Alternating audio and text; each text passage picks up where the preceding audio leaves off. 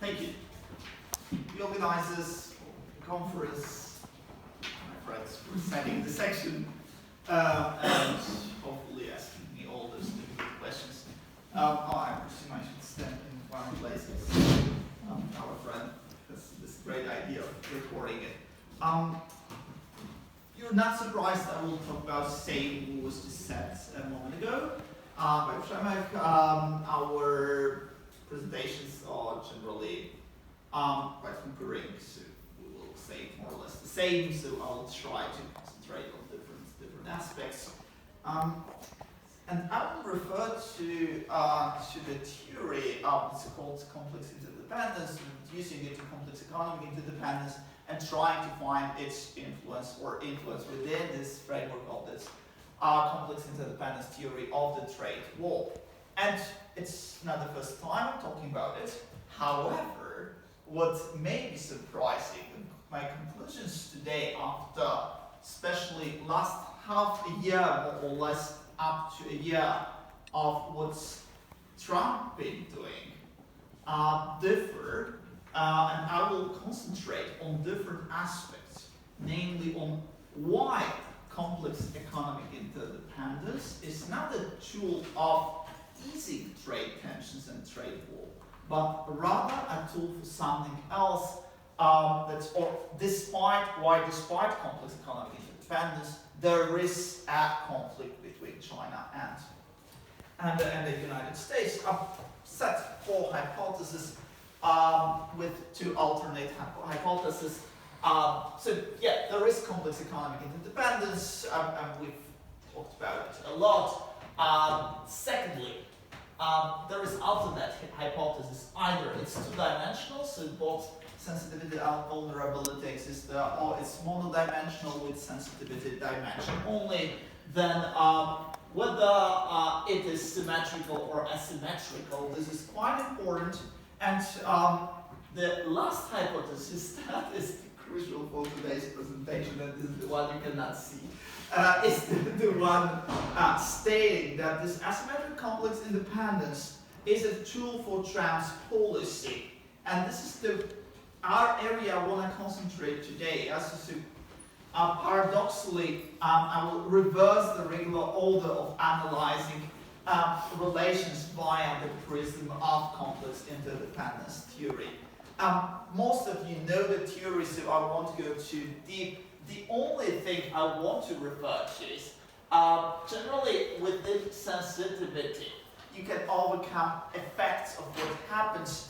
And like going forward a bit, I will say, yes, sensitivity is the aspect that is touching both sides of the war, so US and China, whereas only China is vulnerable due to many aspects just mentioned by Przemek in his previous presentations. Okay, I can't talk about the deficit I want because we generally know it. What is important? The trade war has been there since Trump took the office, or at least after half a year more or less, since he had took the office. So, what was the result of the trade war?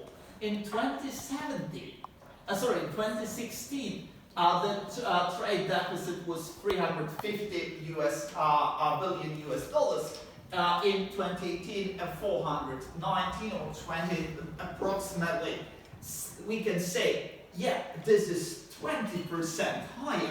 This trade was absolutely inefficient in economic terms if the goal of the trade war is to reduce American trade deficit. So either we have something that is unbearable, yeah, the US, due to structural reasons, won't change the situation.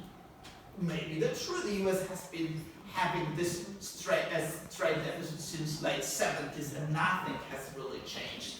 Maybe the polymers, the scale, etc. Yeah?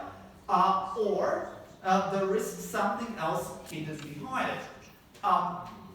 Is the trade deficit a problem, and should the US fight with China in this economic field? Not necessarily. China is an important economic partner. They are interdependent. Yeah? China is a main investor in the US.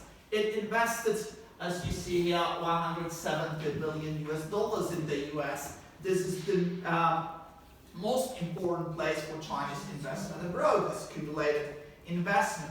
China is still small export market, but still about quite important, 130 billion in 2017, but really rising fast, 500% within 15 years. If we start, of course, 2000, etc., it will be much more. So promising export markets. Yep, of course, it is the main source of imports, but source of imports of many consumer goods important for American citizens. Both as poorer part of the population in the US produced cheaper than it could have been produced in the US, allowing US labor force to concentrate on higher value-added sectors, etc., etc. Yes, it's not necessarily the negative phenomenon in the bilateral trade. Moreover, China is extremely promising for the most important American export goods, namely services. Yeah, in 2016, China was the biggest source of services exports profits for the US. Yeah, as you see here, 40 billion US dollars surplus for the US. Yeah, even though export to UK or Canada was higher, the difference, yeah, the surplus in the US between US and China was really high. For China, exports may seem not so important. The external balance is close to zero in terms of GDP composition. The problem is, yet China is still importing a lot of components and parts, so we will see that generally stock building is an important problem. Yet this may indicate problems in Chinese economy in the future. This is another issue. China is a promising market also because the consumption growth within 10 years, last 10 years, yeah, it's around 9% annually. This is important. If we look from the other side here, US is the second, this is Chinese data, so US is the second Chinese export market. Of course, the deficit differs significantly. Chairman mentioned it. There's around 100 billion difference in American and Chinese statistics. Sounds huge. But has anything happened in last 30 years? No. Here is 25. Generally, American deficit in the Asia Pacific or with Asia Pacific countries is around 45% of total American trade deficit. So what has changed? Just the subject. Before it was generated by Japan, now by China. Was it a problem in mid-80s, early 90s? Yes, it was, but the scale of the war was different. So there must be something else. Yeah, we've got the currency issues now. I won't go too much into detail. Indeed, it was undervalued, but not so much now. Now it was more political decision to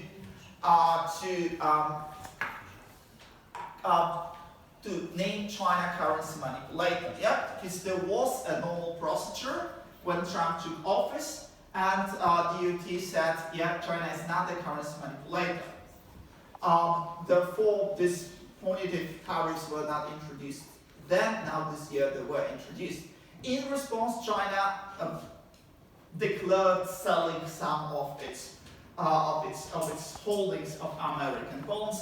Again, we talk about interdependence in this area, but we should remember China is holding less than 5% of American sovereign bonds. And most of them are held internally.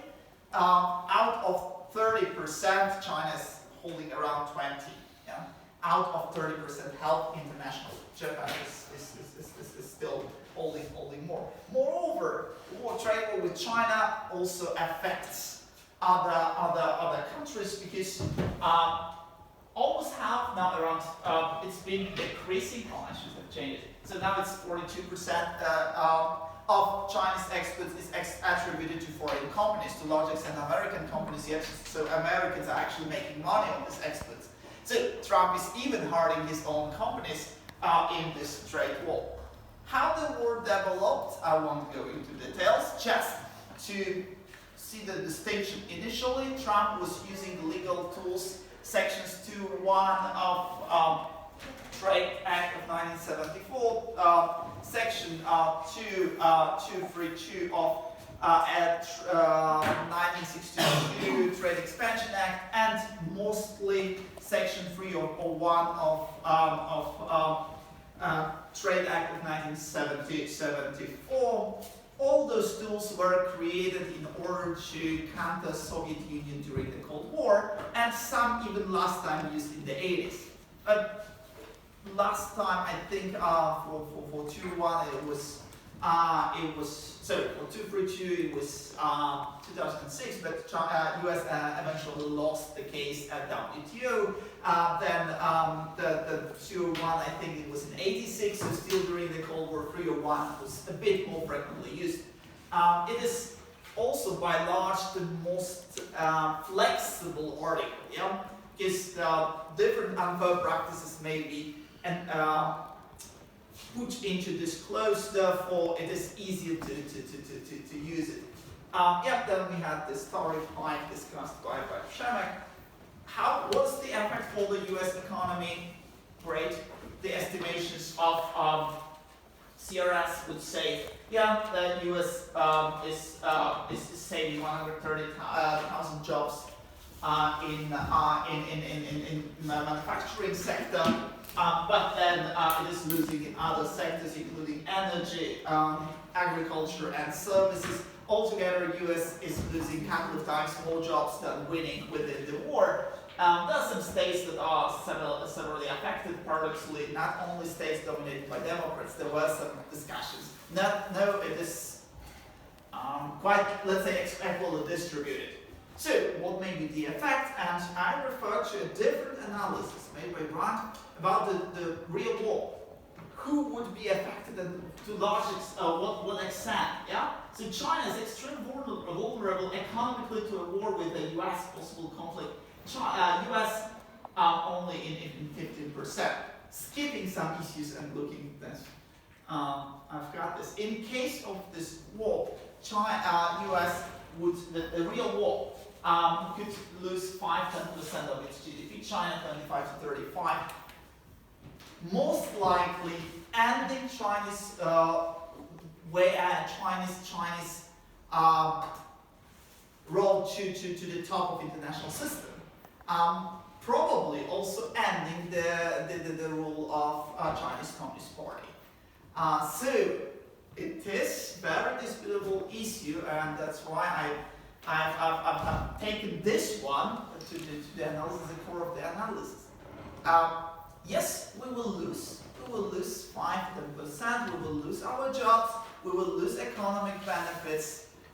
We Americans, I'm not American, but from the Trump's position. But the other would lose more.